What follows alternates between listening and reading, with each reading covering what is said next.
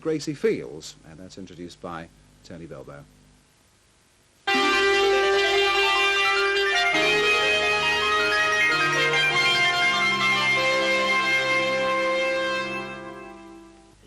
She was a lively sort, you know, full of life, and she was a damn good singer, and she was a comedian, and you know, sung all these here biggest sasperdester in the world and all that, and then she'd come in with something comical.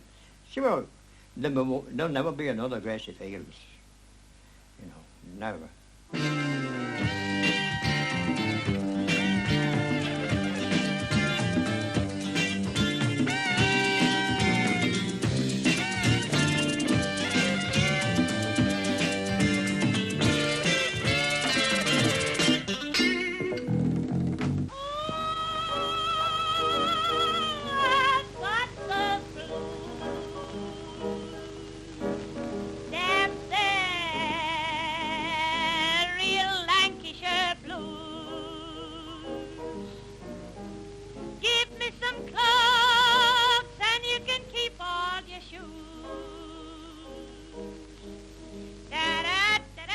Her career on stage and screen spanned half a century, but the 1930s were really Gracie Fields' golden years, when songs like Sing As We Go became anthems for the Depression, bringing a tonic to the disenfranchised and a welcome breath of fresh air to the class-bound British cinema of the decade. Gracie Fields combined a singing voice of incredible range and variety with an aggressive comic talent, but most importantly, she projected a naturalness that people believed in. She lived out their dreams and their hopes. They repaid her by setting the box office jangling a merry tune. Her fans made Gracie the top money-making star of the 1930s, when she earned £40,000 a picture. Our film looks at her progress from heroine of the working class to her later status as a national symbol, or at least of how England might like to have seen itself at the time. But who was the real Gracie behind that awesome burden, and what finally led to her being dropped when the 1930s came to a close? This is the story of the Lancashire Britannia. Say it with music, Grace. Get us some music. Go on, say it. Here is a little slogan, and I'll tell you what to do. Don't ever trouble till the day it troubles you. What is it we are searching for? Contentment, if we knew. So look up and laugh, be happy, bright and gay. Imagine the sun is shining every day. Even though we have to strive, gee, it's good to be alive, all together and laugh your troubles away. Say to yourself, it's very plain to see. Many a soul is far worse off than me. Make your mind up from today that good luck has come to stay, all together and laugh your troubles away. Come on, everybody, cheer up. We'll get nowhere if we're miserable. I think Gracie had the qualities of simplicity, an ability to get a message over to people. She had the ability of making an audience laugh 1 minute and cry the next. Simple attributes on the stage, simple props, you know, just a scarf and a piano, as it were, and that was a total props. She also, of course, had the language of a person who was easily understood. She didn't put any ers and graces on or any specialities. She just was a natural self, but a natural artist in the process of being herself. And I think that's what came over, and I think that's what endeared her to people, that they could identify with her because they saw themselves in her. They didn't see her as an actress or anything of that character. Grace's personality was so strong that when she walked onto the stage, she made everyone feel as though she knew them personally, and they automatically reacted in exactly the same way as though they knew her. And so there was no sort of actual division between the stage and them. They were all part of one family. And this is something which very, very few artists can give. She was real, she was natural, she was fresh. She was pure Lancashire. She never sought to get rid of her origins, to lose her accent, to go posh. And people loved her for that. And it was such a change from the normal run of British leading ladies in the cinema who all talked as if they had a mouthful of Victoria plums. Where on earth have you been? I've been waiting 5 minutes. Don't shout, I'm not deaf. Don't be impertinent. This is the result of treating you as an equal last night. Oh, will you shut up? Don't you dare speak to me like that. A manicure, please, and a shampoo if there's time. Oh, but you don't do that, do you? No, but I will in this case. Oh, sorry. You seem to be one of those women who are always looking after other people. Do I? Perhaps I am. This isn't the first time I've seen you, Una. No? I saw you in a review last year up in Liverpool. Did you like the show? I liked you. We've got to know each other pretty well during the last few months. And I realise now that you're different to us. You're real. Unemployment and the dole was a reality for millions in 1934 when the film Sing As We Go was made. Some historians believe that Gracie was in fact exploited in such films to help appease the masses. Whatever the truth, an accurate depiction of a mill closure was forbidden in films. Somebody had better go and ask young Mr. Phillips. He's been rehearsing. Yes. Grace ought to go. She knows him best. Where is she? Grace?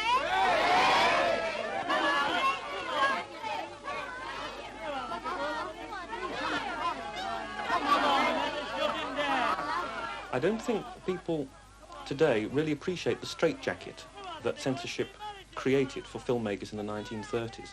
It wasn't just sex and bad language that were taboo, and these were always excised from films. There was a whole range of topics that couldn't be touched. There could be no criticism, for instance, of the establishment in any of its manifestations. No criticism of the church, the police, the armed forces, the government, even the royal family. It wasn't until 1937 that Queen Victoria was allowed to be shown on the screen, played by an actress, and then only in the most laudatory terms, let alone any other member of the royal family. There could be no criticism of any foreign country. So that meant there was no criticism of the rise of Nazism in Germany, because that would offend a friendly foreign country. And when it came to industrial relations, of course, no criticism of the government or its policy, and no depiction of strikes, no depiction of industrial unrest or radicalism.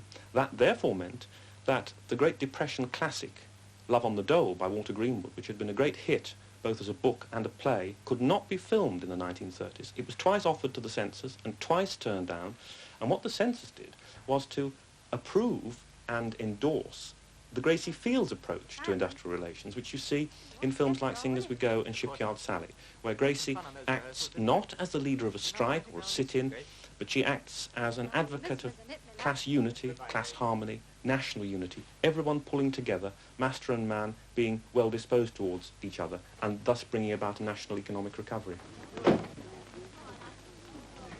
Cheer up, Grace. Ta-da. What's going on? No, look, Grace. And yours. It's no good. We'll have to pack up. Well, Grace, this lot's knocked the song and dance out of you. Oh, no, it hasn't, Longface. Come on, lads and lasses, let's leave the mill in good style. Sing as we go. Sing as we go, let the world go by.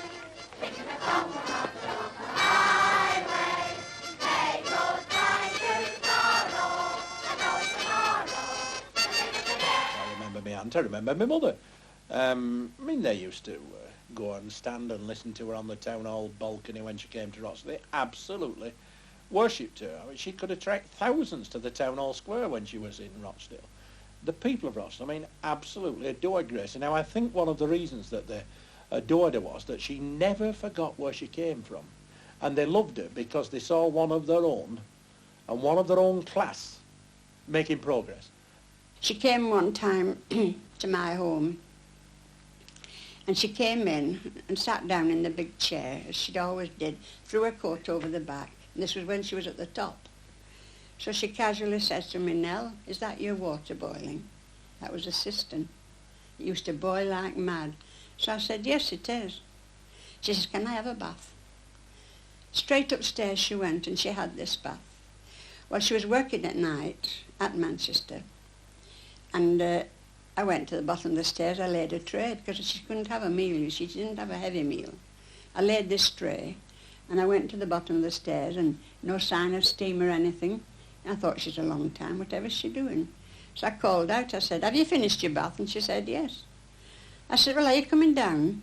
She said, I'm in bed. When I went up, she was in my bed with my nightdress on. She wanted to do the things that she'd always done.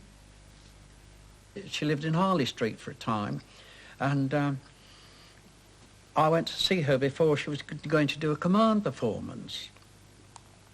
So I found her upstairs cooking eggs and bacon.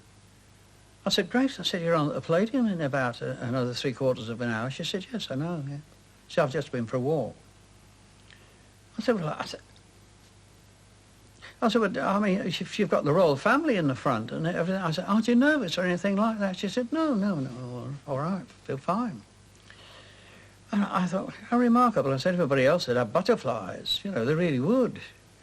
But she might have had butterflies, but at least she certainly kept it to herself and nobody had any idea.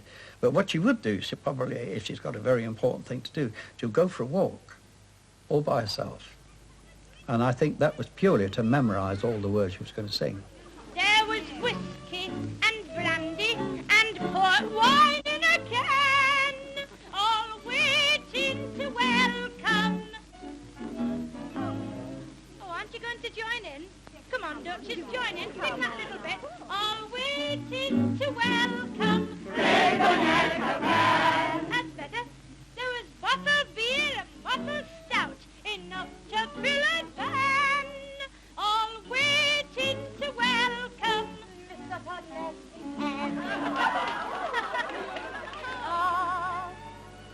Unlike the stage, the cinema could take Gracie to all parts of the country every night, and the pictures transformed her into a national celebrity. But making them was always an ordeal. She was pushed into the business by her manager and husband, Archie Pitt. I'm sure she wasn't happy with Archie Pitt. He was quite a Svengali type of character. He knew that Gracie Fields was going to be an absolute gold mine, and so he married her. He was 20 years older than she was. But the marriage, I'm positive, was never happy, never happy. Gracie was up on the stage singing and the money was coming in. He said, I want it on the films now, more money. So there was more money. And she wasn't happy with Archie Pitt, ever.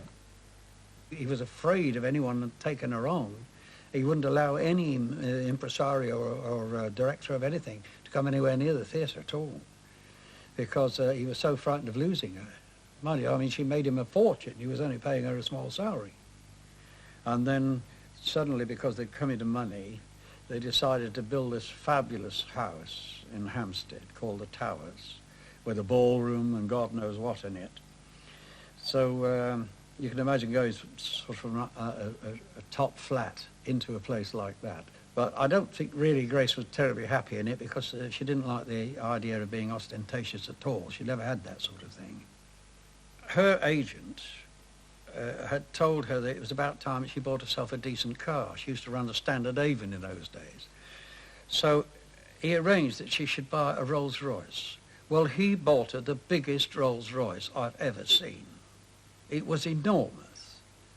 And I mean, I drove it once or twice, and it was a colossal thing. Well, she had it for 6 months, and then suddenly it disappeared. And we said, what's happened? Oh, she said, I couldn't stand having chauffeurs hanging about waiting for me all over the place. Monty Banks was a different cup of tea.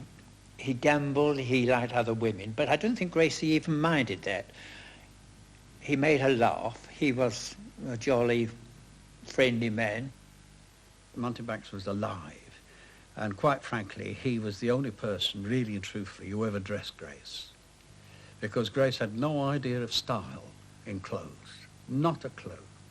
He wanted to direct her films, and something which Basil Dean couldn't do properly, Monty Banks knew how to. He made her look more attractive. She never turned into a glamour girl with that chin. She couldn't, but Monty improved her, and in the first film she did for him, called Queen of Hearts, one noticed a definite improvement to the early films such as Sally or Sing As We Go, which she'd done for Basil Dean.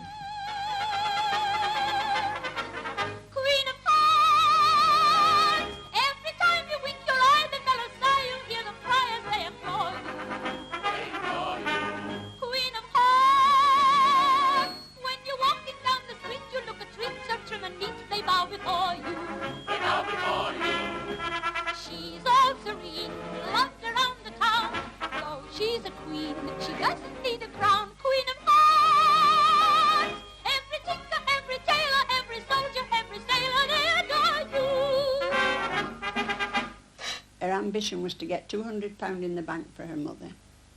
Her idea was a married life with children. In this she was very unlucky. She had to have a serious operation which prevented all that. We heard there was a minor operation, and then the next we heard that she had to go back for a major operation. This was evidently far more serious than the public realised, and it came that every evening on the radio and in the newspapers there was daily bulletins. Grace had cancer actually at the time, and we didn't realise it until the very last moment we were told. But then she was married to Monty Banks, and of course Monty Banks told us, he said, look, it's not even a 50-50 chance. He said, that's as bad as it is. But he said, we can only live and hope that she'll be able to come through. The Bishop of Blackburn caused quite a stir at the time by visiting her in the Chelsea hospital and praying with her or for her. And Gracie said that after his visit she seemed to start recovering. I don't know if a bishop's prayers could do that, but that's what Gracie said. We just feel that the good Lord was behind her because he wanted her to live, because she was a symbol to the people in some ways of kindness, thoughtfulness. All her life she was thinking about other people in every way. You all thank me so much for this love you give me. It's wonderful, and I do thank you all ever so much. In her present state of weakness, Gracie is overwhelmed, and Leslie Mitchell has to come to her assistance to save her breaking down. Gracie, dear, we're so delighted to see you back, and I'm speaking, I know, on behalf of hundreds of thousands of your friends all over the world. Now, will you please get well soon and come back from your convalescence so soon? Goodbye. Thank you very much. She was a disappointed woman. She hoped to live her life different. I don't know if I told you that she wanted to get about 200 in the bank for her mother and then leave the stage. But of course she didn't. After she had the operation, she had the disappointment. She knew that she would never be a mother. And that sort of altered her a lot.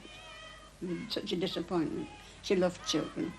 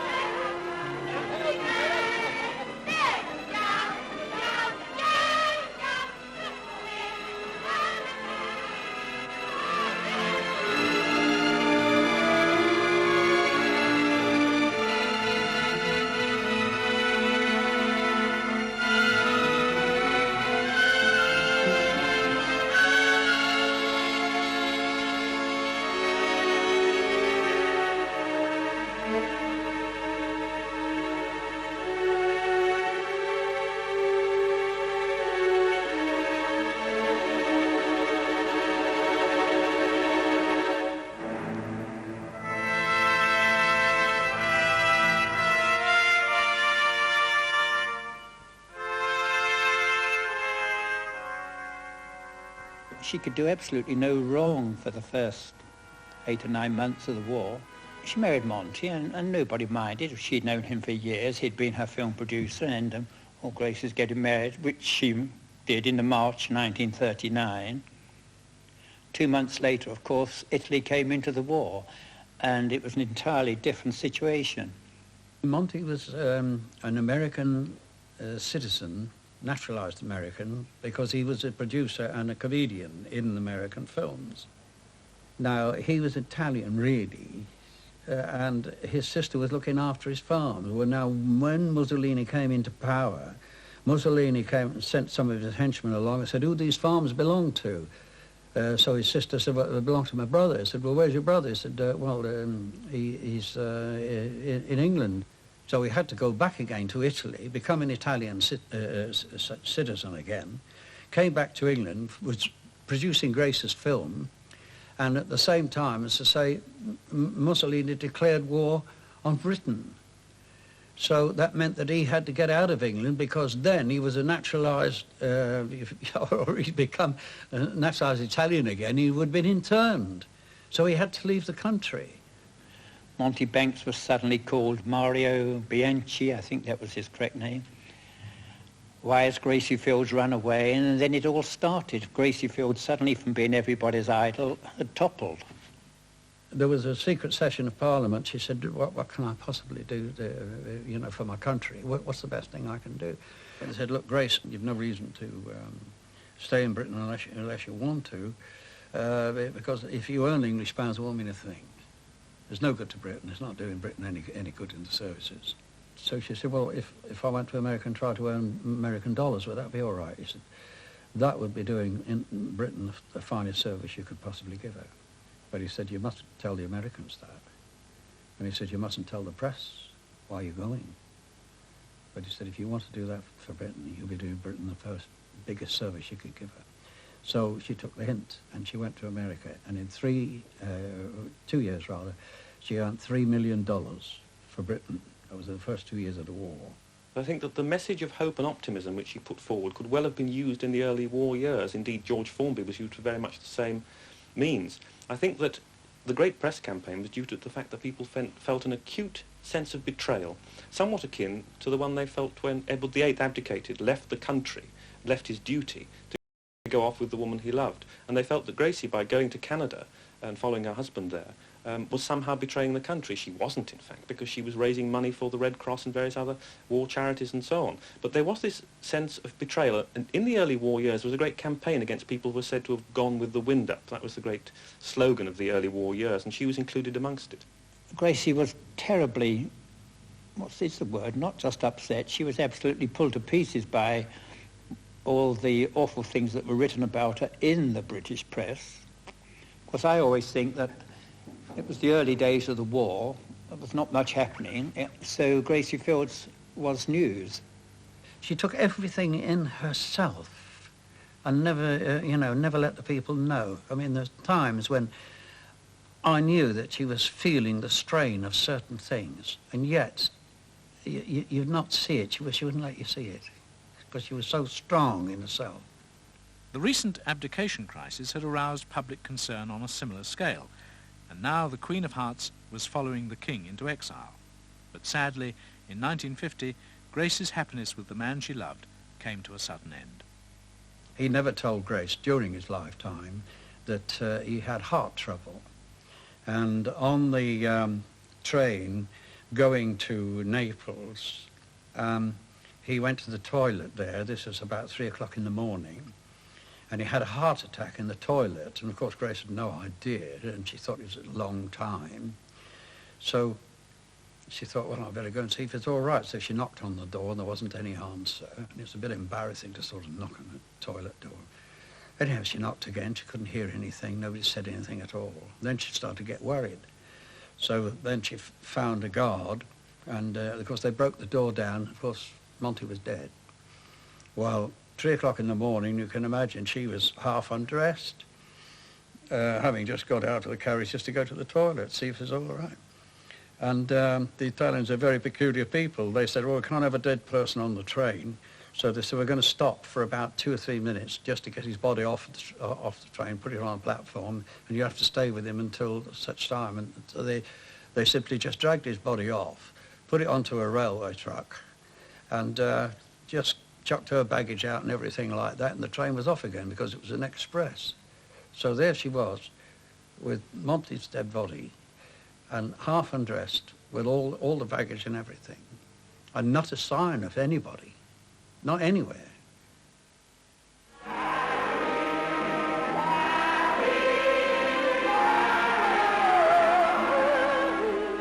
In the closing months of her life, Gracie came to Rochdale for the last time.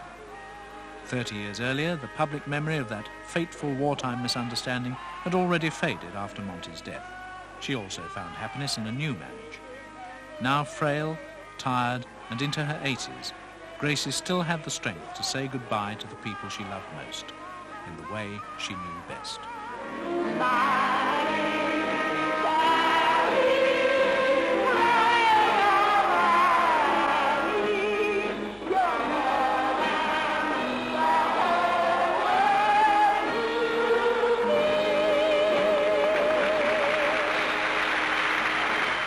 she was a lonely, or rather a loner more than a lonely person. She liked, and she did spend a terrific amount of time by herself. She liked company, but she wanted the company just for a certain while, then away. She was, I think, a sad person. She wasn't emotional in the way that you saw her crying and that, but she'd got this feeling, this absolute magic that she can make other people feel emotional. I've seen her have the whole audience in tears, just singing one number. And then the next minute she could do something I could never do, and I once tried it. She could make them laugh the next minute. I've made them in tears, but I couldn't make them laugh the next minute. But this phenomenal personality was so strong that she could twist the people just like that. There were people who thought she shrieked and screamed and naturally didn't like her. But on the whole, in the 1930s, next to the royal family, she had more publicity than anybody.